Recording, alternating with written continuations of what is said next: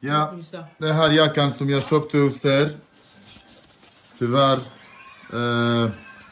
efter första veckan, där ser ni att den har hoppat av.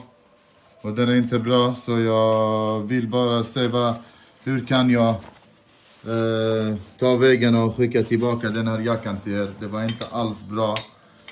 Och jag vill skicka den tillbaka och jag hoppas ni kan hjälpa mig med det. Tack.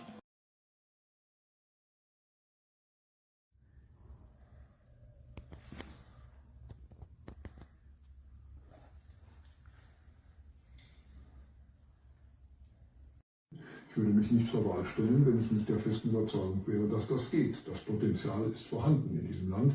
Nur Bürokratie